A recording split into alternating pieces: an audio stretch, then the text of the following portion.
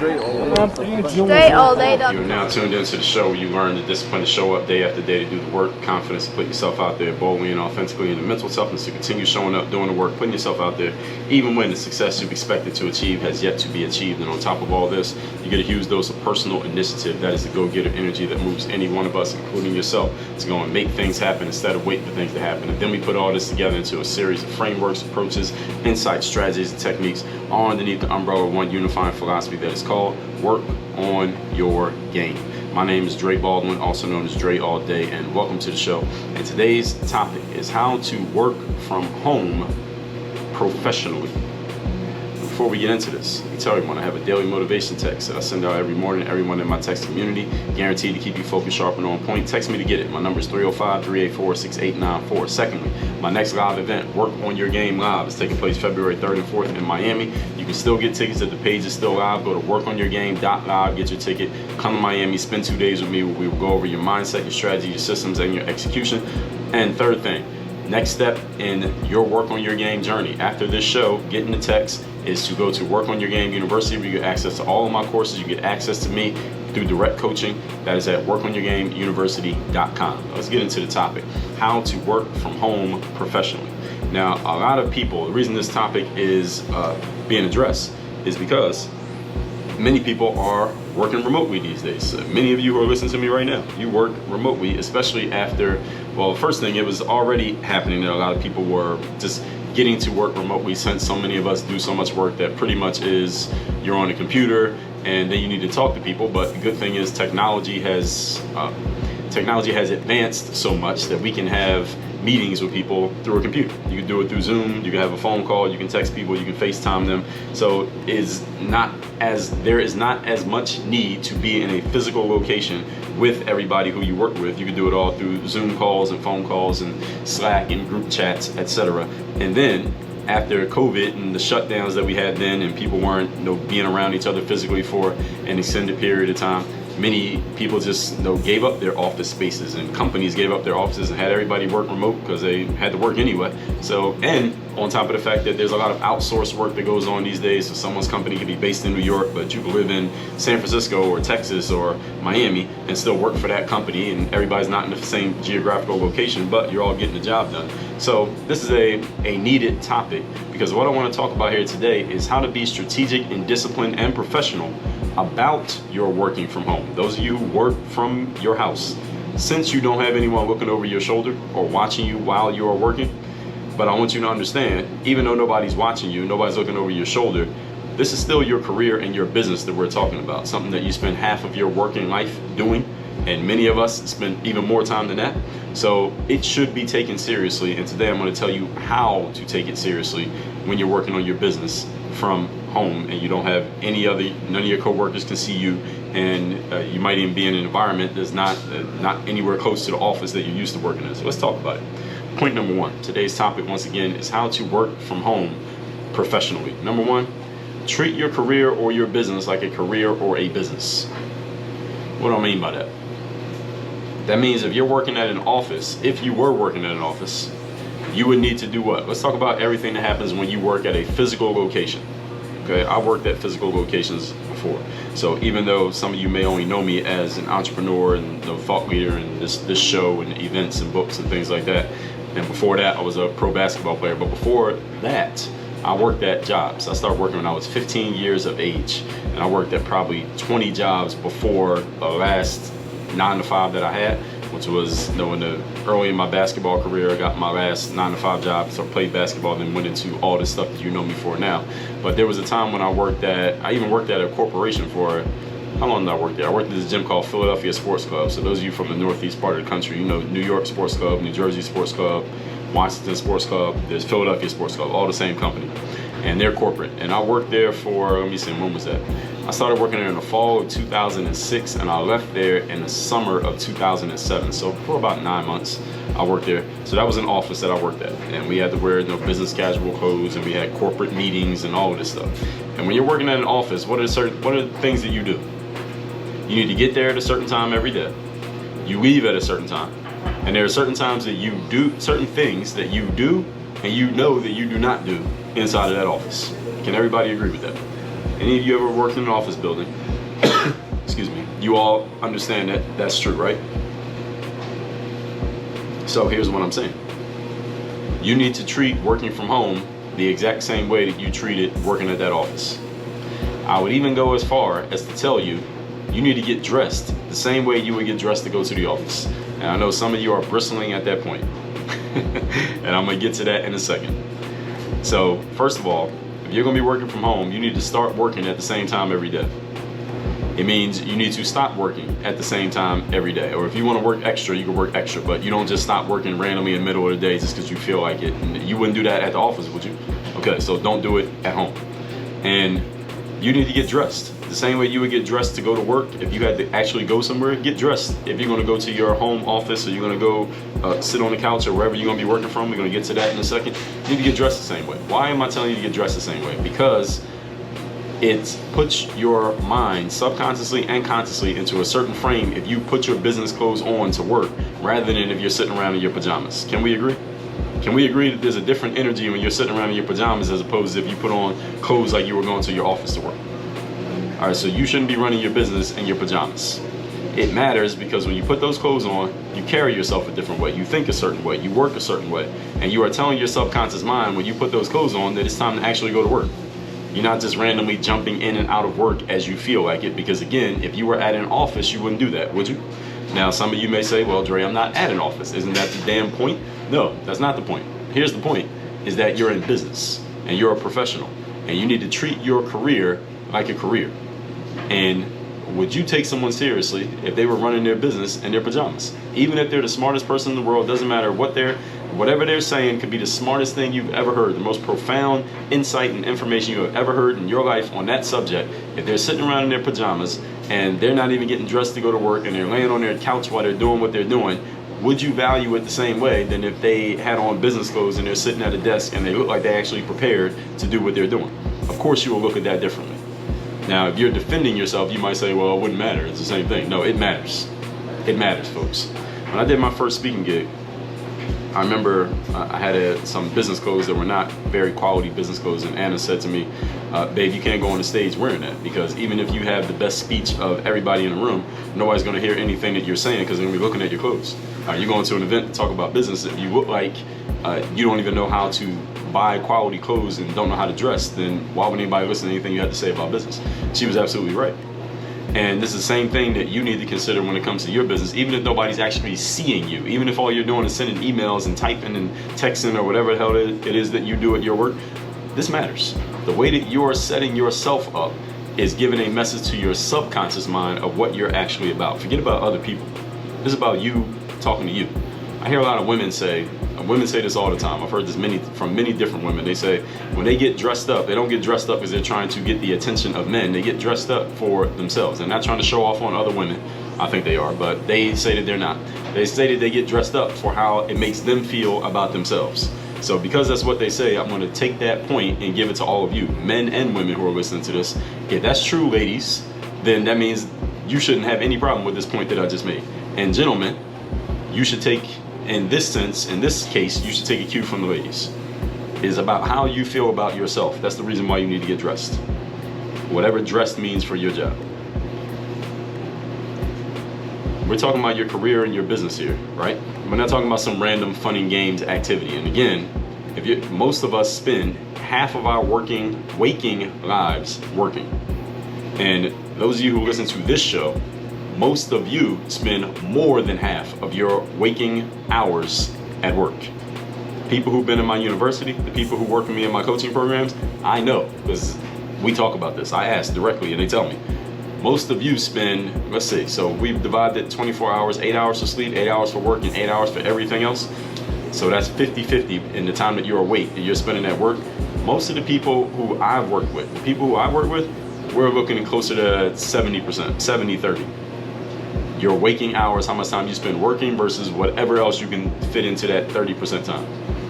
So, what would you do at your office? Let's talk a little bit more about this. What time is your lunch break? What time do you schedule your calls for? What time do you start and stop? Same things you would do in an office, do them at home. All right, this again, we're talking about being professional here. Point number 2. Today's topic, once again, is how to work from home professionally. Have a space a physical space at home that is specifically for work and stay there while you are working. And if you're working from home, quote unquote, and let's say you don't work in your house, but you do something like go to Starbucks. I don't know if Starbucks is the best place to rely on for working, because random people could come in there. It could be crowded one day. The Wi-Fi might not work. But let's say you go to some kind of workspace, or you go to a place like what's that place called? I think Capital One has a Capital One cafes. If you live in a big city, you've probably seen those. It's like basically like a Starbucks, but without the Starbucks. I mean, they have coffee, but it's not Starbucks coffee, but it's basically a big workspace with internet, whatever it is going to be. Or you guys say you live in a condominium and they have amenities, spaces where you can sit and just work and use the computer. Whatever you're going to do, have a space that is specifically for work and stay there while you are working. Again, this is where the same things, the same way every time comes into play. Do not be operating your business from the bed that you sleep in. Don't do that. Do not operate your business from the same couch that you sit on to watch TV and Netflix. Don't do that. If you have the space, carve out a space in your home that is specifically for work. If you have the space, do that. All right, this space that, if you're watching me on video right now, this space that I'm in is specifically for work. The only thing that I do here is work, and I'm here a lot. Why? Because I just told you, 70-30. I'm 70-30. I spend a lot of my waking hours at work. But this space is specifically for work. Nothing else takes place here other than me working. If you have the space in your home, do that. But listen, if you don't have the space, that's all right. That doesn't mean that you abdicate from this point. If you don't have that space, create a space that's specifically for work, that is makeshift, that for that moment, that's your work time. So in other words, if all you have is a couch, let's say, because there was a time when in 2006 I used to live in this apartment complex called Presidential City in Philadelphia, right on City Line Avenue, right off of the 76 Schuylkill Expressway. And I had a studio apartment. Any of you don't know what a studio apartment is, it means you open the door and you see the whole thing, all right? Ain't nothing else to see. I mean, you can see the bathrooms behind the door, but everything else, the whole apartment is right there. So I didn't have a dedicated space for work. I had one couch that was also a bed. I had a TV, and there was no other furniture in the place other than an ironing board. That was my whole setup. And in there, I still had a dedicated workspace. Now, I wasn't following every rule I'm giving you here to the T back then. This was 16 years ago. I didn't know then what I know now. But I had a couple crates where I put my computer on. I didn't even have a computer desk, a desk to put the computer. I put it on a couple crates. I had my computer there. I had my external hard drive at the time because we didn't have cloud storage back then. And that's where I would do my work. And back then, my work was editing and putting up videos on YouTube and blog posts on my website. That's what I was doing. But there was a space there that was specifically for my work. If I was living in that place right now, I would set up a space that was specifically for work. I'd get me a little desk from IKEA or something for $60, build it, put it somewhere in my studio apartment, and get a little chair. And when I'm working, I'm sitting there. When I'm not working, I'll go sit on the couch. All right, that's how it would be. And this is what you need to do. So whether you got a studio apartment or you got a 10-bedroom mansion, carve out a space that is specifically for work and move things around. If you need to move stuff around during work hours so that this is the workspace, and then when work is over, you move that stuff back so that now it's a home again, do that. Do what you got to do. But again, this is less work than having to drive to work, right? And go to an office, right? All right, so what's stopping you from doing this? Don't get lazy just because you're at home. Set the place up so that you have an actual space for work. Why? Because this tells your subconscious mind that you are at work. And this is work time. This is not home time. This is not fun and games time. This is not play around time. This is work time. Remember that professional results, ladies and gentlemen, are produced by professional processes and are operated by professional people. What is a professional? It's someone who does something as their main paid occupation. That's the dictionary definition. Now, how does someone do something as their main paid occupation? It's because they do it so consistently that people know what they're going to get, and thusly people are willing to pay you for it.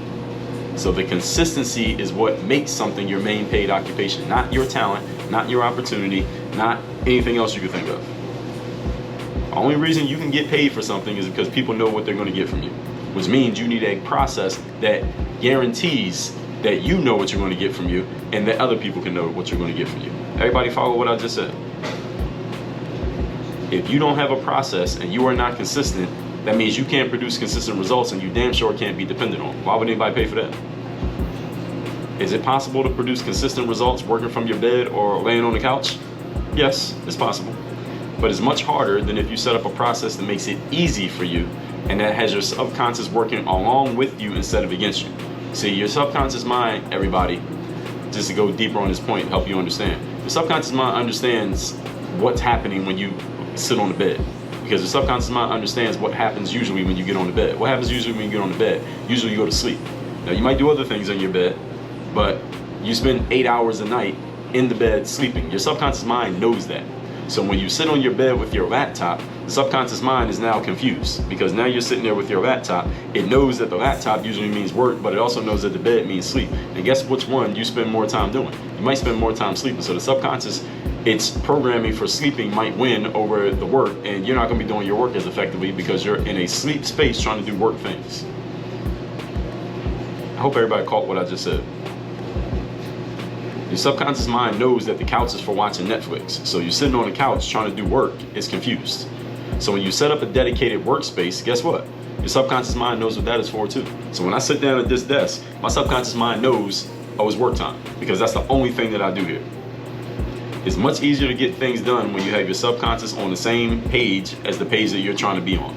Don't work against it and then have to use willpower to fight against what it's already programmed to believe. Point number 3.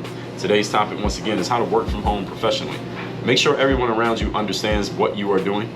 Make sure they know how you are doing it, and make sure that they respect your process. In other words, if you, wherever you live, if there are other people who live there, they need to know what you're doing, how you're doing it, why you're doing it, and they need to respect the fact that this is the way that it goes. All right, whether that's your kids, whether it's your significant other, whether it's a parent, whether it's a roommate, whoever it is that is also living in your space, they got to know what you're doing. Be clear to them, communicate this to them. Use your communication skills. Make sure they know. They need to understand everything that I've made you understand here today. Let them know that you have a dedicated workspace or a makeshift workspace, whatever it's going to be.